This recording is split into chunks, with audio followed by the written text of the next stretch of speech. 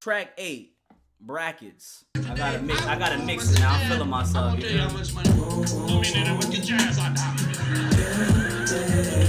and trip off how much bread them crackers take from that. When he say them crackers, he talking about the government. If y'all don't know, tax money.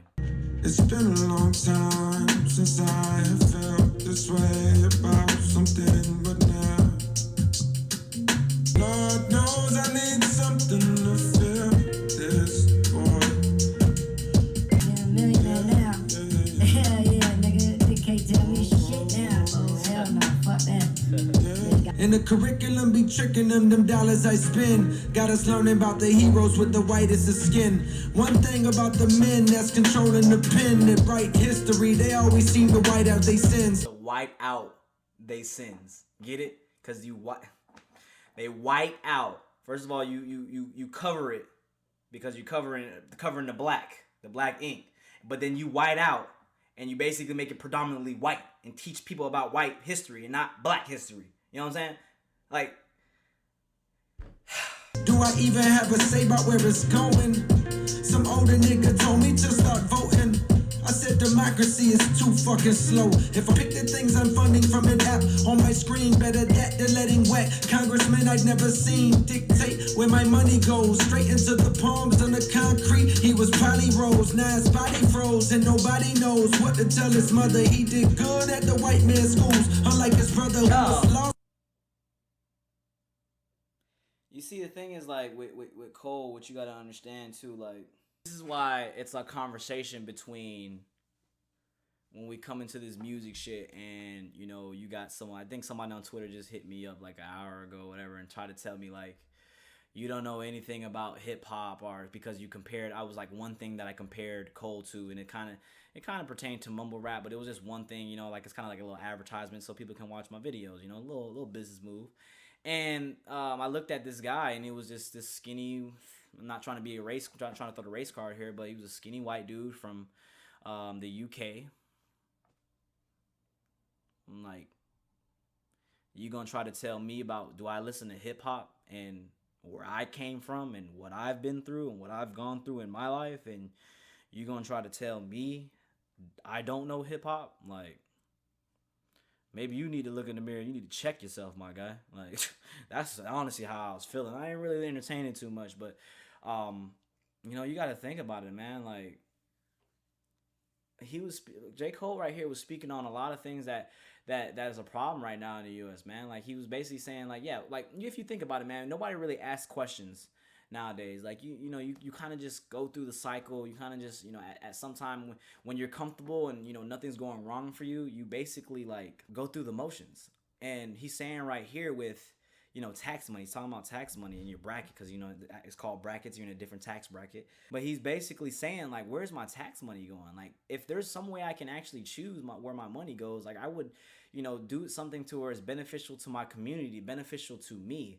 You know, feel like I'm contributing, because I feel like it just goes to random taxpayers, and they basically thinks it goes to the white man. I really honestly don't know where it goes, to be honest. I mean, no one can really answer that question. It just goes somewhere. Like, I think that, you know, the system keeps, I wouldn't say, you know, I would say, I don't know, man. I don't even know when to put a percentage on it, but I would say half. The system keeps half of people in the hood, you know, like, it's not like people aren't trying to get out the hood. You know, people are trying to get out. But then, you know, when you can't get out the system because the system locks you in, it's just like, what the fuck? And it's like an unending cycle. Like, yeah, you go here, you have a baby, you start killing. Guns that have been purchased with the tax money goes here. And it's just like, yo, so when people try to tell me, like, you don't understand what Cole's speaking on, and you don't understand why Cole is such a great rapper and such a prolific storyteller and why people love him, and you can't understand what the fuck he's speaking on, I had to stop the video and take a little break, man, because I was getting a little heated and I was going to say some ridiculous shit that I really didn't want to have on camera. But, man, just the point is, man, like, I don't mind when people, you know, like, musically you don't like a track. Like, you know what I'm saying? Musically, some of the auto-tune from Kid Cudi, or, you know, you just don't like the jazzy beats from To Pimp a Butterfly, or you just don't like the way Tekashi 6ix9ine is screaming. Like, those are valid reasons why I'm like, okay, you know what? That's a valid opinion. I'm fine with that. Like, we're all going to like what we're like. But don't, like, if you're in a Ferrari you've never had to struggle at least once in your life, don't sit there and say that the man's lyrics are boring. Like that track right there, brackets, there was nothing boring about those lyrics. Especially if you've been through that. Especially if you know what that feels like. Especially if you, it's just like some people just don't know, man. I have this one like chick that I know I talk to, and she just doesn't know how blessed she is, and everything has come to her, and she's about to graduate and shit like that, and she just doesn't realize like how blessed she is. And sometimes I have to put it in her head like, yo, you have it better than most people out there. Like you're literally about to be making like $80,000 a year. You got both of your parents. You got friends that you're still friends with since high school, and you know you look good. Like what honestly could you hate about your life? You know what I'm saying? Like you have everything set up for you. You know, people only dream of situations like that. So like if you are from like the suburbans and you have everything life and it's always been so good for you, and you just don't understand the level and the magnitude of what J. Cole is talking about, like it's just don't speak on it, man. Just say you don't like the song musically, like period. Don't say that his lyrics are boring and what that shit is dumb. Like there's really people out there like that. There's who wants to hear about the hood. All right. Track 9, Once an Addict interlude. If we could only understand it all, would we feel no pain?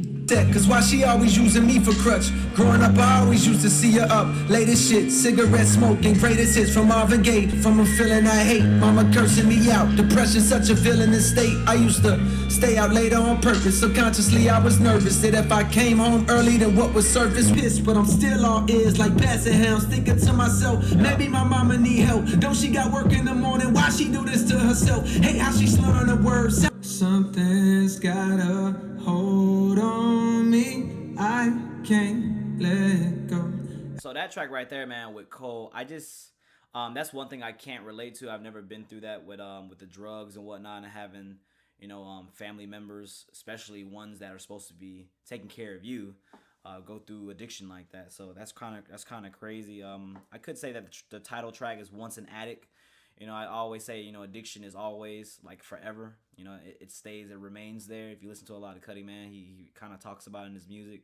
It's kind of, even though you put it away, your demons are always locked up, but the key is always there. Remember that, like the key can always be unlocked at any point. So, just be aware of that, man. Like, some people can lock it away for years and years to come, but they always kind of like slip back. So, I can't really imagine what, Cole was going through, if his mom really went through all that and having to like, be there and be the bigger person at such a young age. I can't really relate to that track, but I liked it. For interlude though, it was kind of long. I didn't expect it to be that long for interlude. Track 10 is Friends featuring Kill Edward. Got me low, rest my mind, rest my soul, when I blow. Is blowing strong. Some niggas graduated to powder. I dabble later, I doubt it. My database of narcotics is growing long. Word addiction. To my niggas out there singing, I hope you're listening. They man like acting as idle, I hope you're listening. This is for the whole fucking bill, I hope you're listening. Blame it on crack, you can blame it on the system. Blame it on the fact that 12 got jurisdiction to ride around in neighborhoods that they ain't never lived in. But they only got 12 slots on the Pistons. Blame it on the rain, Milli Vanilli with the discip. Stay silent cause I ain't Jesus. This ain't no trial. If you decide to go higher, please. Running from yourself when you buying product again. I know you say it helps and no, I'm not trying to. For me, that track, it was a little too laid back for me, at least. I mean, like everything he was speaking on was true. Kind of sounded similar to the last track. He did bring up a lot of like drug addiction and saying that that's what a lot of people are going through. Kind of like what he was referencing in the intro track. Speaking on people, what are you gonna choose in life? You have to choose how you deal with your problems, and basically people use drugs. And he was it was one cool line where he said like, I'm not Jesus, so that's not my job to speak on it. So I kind of keep it quiet and keep it moving. That's kind of like my mindset sometimes too. It's like that's none of my business. It's like what I like to speak on. That's just none of my business. You do what you do. You're a grown man. But then towards the end of the track, he was kind of saying like, as a friend, it's kind of like my responsibility to look out for you and let you know like, hey man, you need to live without the drugs. Show me that you can function without the use of drugs. Being an addict. So. Just strong messages there, man. I think that what people don't understand is this is a perfect timing for music like this because drug use is at an all-time high right now. Like, I mean, me growing, like, it's kind of crazy too. I say me growing up, I've been on this earth for, what, 2 decades now, almost 3 decades. And it's like through my teen years and through my early 20s, I'm sitting there and I'm just looking like, wow, man, like people really love doing drugs. Like it's not like, let's smoke some weed here and there. It's like, yo, no, let's pop pills, then let's pop a Xan, and then let's smoke, and then let's pop another Xan, and oh, I need to pop an Adderall so I can stay up, but then let's do some coke. And it's just like, yo, like, and it's not just one night either. It's like multiple nights, and I'm just like, my goodness, man, like that is some savagery right there. Like, how do you do that every other night? And it's not just one person too. It's happening around the world. You have this EDM music that's really popular. You have festivals that's becoming like the thing to do. And man, like it's kind of like we're going back to the hipster phase, except without the raw sex, because everybody is scared of getting diseases. I mean, that's just honestly what I feel like. Track 11, Window Pane Outro. Confused, I know what I reap is what I will sow. Once again, what's the hidden pictures? Holla back, get some money plus respect, and now look, I got all of that. All I wanna do is see my granny on the earth. Stand out the window of my range and contemplating, am I sane? Have I sacrificed for fame? My occupation's on my brain. I'd hear a thing, it go in one ear and out the other, like a bullet out the muzzle of a pistol shot by brother standing point blank range. Yo. Niggas bang in the field, I always thought that shit was strange. Yo. How you any gang? Niggas will bust any head. Niggas will risk everything. Mean that you ready to let go of your childish ways. The results are deadly. Because that child will suffer, and that's what can most affect me. The little girl I met this past summer said, don't forget me. I won't forget. That's actually kind of hard that, you got somebody that said, don't forget me. And he kind of like shouted you out in the song. He just didn't say your name. But I think that bad stuff happens. Like, why can't the world just be all nice things? Just so. Because God is trying to warn us or teach us a lesson. We can rejoice with Him and have all time. I can't really speak on that God thing, because I'm not gonna say I don't believe in God, but I'm not really much of a religious person. I mean, it is what it is. I'm sorry if I kind of hurt y'all feelings there, but I am not the guy that goes to church every Sunday and preaches the gospel. I do believe that there's a bigger entity, but I don't know. I mean, there's a God, but I don't know. It's weird with me. I know it's not just fucking gorillas that we came from, and like we are not all gorillas. Like I don't believe that. He did say a line where he said, "Man, people just want to be in gangs because they want to be accepted." I think that's why I was watching this gang documentary and I was kind of reading on it. Like, I wouldn't say I had too many family members that were in gangs, like actually like banging, but you got like, I feel like you got hardcore gang members, and then you got like light members that they just kind of like repping it, but they're not serious or whatnot. I do believe that some people like they don't have family members, they don't have siblings, so the only way they feel accepted, the only way they feel that they have peers or friends or whatever, they join a gang. And when you join a gang, obviously your set rides for you, or they do whatever you do, but you got to do certain things to stay within the gang, which can sometimes be some knucklehead decisions, also, can lead to killing, lead to jail, all that stuff, man. So, there was like saying like, yo, you repping gangs, but you live in North Carolina, and that's all in LA. Like that made no sense to him. And also when he shouted out that girl that he met, and the girl said, don't forget me, he didn't say her name, but he basically said her name. She must be feeling on 1,000 right now, because to be mentioned by J. Cole in his album, like, it doesn't matter that he didn't say your name, personally who he's talking about. You know what I'm saying? Like if you was talking to him and you told him that story, then that he's talking about you, and that's kind of cool, man. It had that Lavender Town beat. Y'all know what Lavender Town is in Pokemon? Dun, dun, dun, dun. It had that feel to it. It had an eerie vibe. I was like, yo, it went kind of towards the outro. I feel like that's gonna be one of those songs that it's a certain setting. Like I basically have to listen to it when I'm like driving on a late night, or driving. Just cruising, or kind of just relaxing, playing a game or something like that. It's not really one of those tracks to get hyped to, or I don't know, just to vibe with. I don't know, it's just one of those feel good tracks that you kind of actually have to like use your mind and think about life and stuff like that. That's what J. Cole is trying to do. He's trying to stimulate your mind. So far though, 2 tracks that I didn't like on here, I would say that didn't like, which is not bad. I didn't expect it to be start to finish. Like there's just. Didn't expect it, my expectations weren't that high. And the last track, man, we got 1985, Intro to the Fall Off. Damn, Intro to the Fall Off. So this is the outro intro.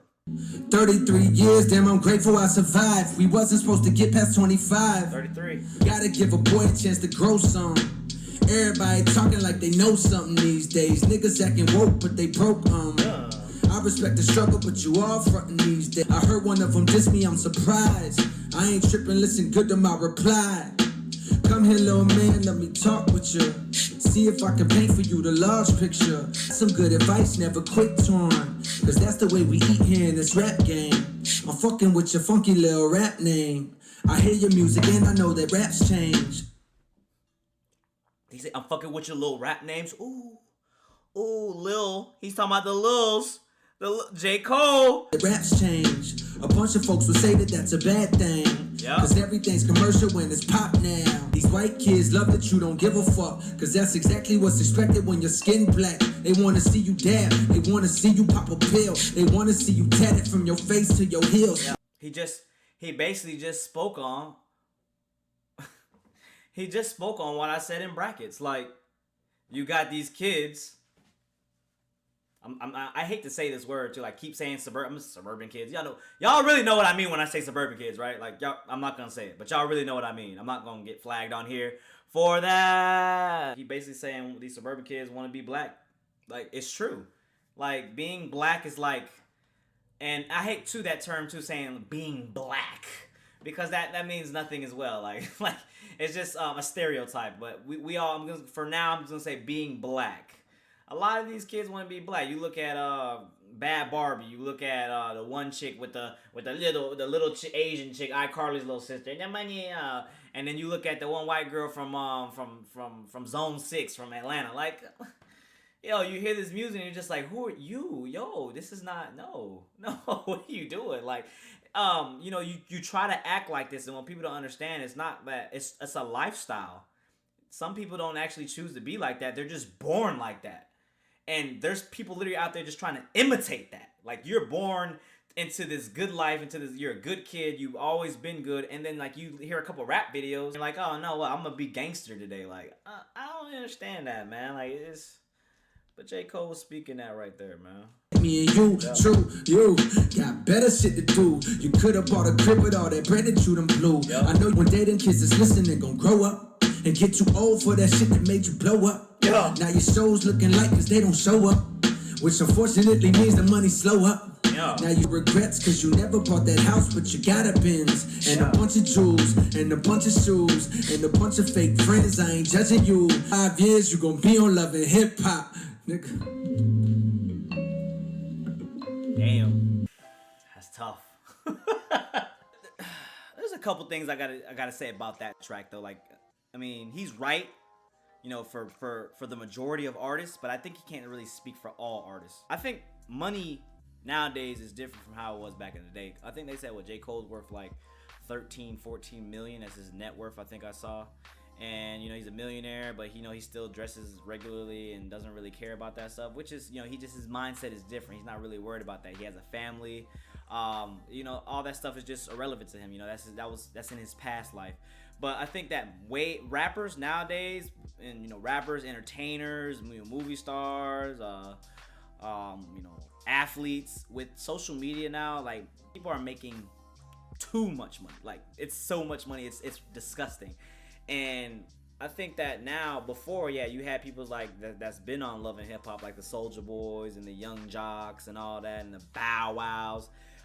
They were big stars, but the money wasn't flowing like it is now. You talking about people now, man, they, like Lil Yachty, he did a Sprite commercial, he was signed by Nautica, and he did his albums, and you got the streams now. Like, there's just more money to be made nowadays than it was before. So it's kind of like, not saying that you still can't spend all your money and go bankrupt, but there's more leniency nowadays than there was before.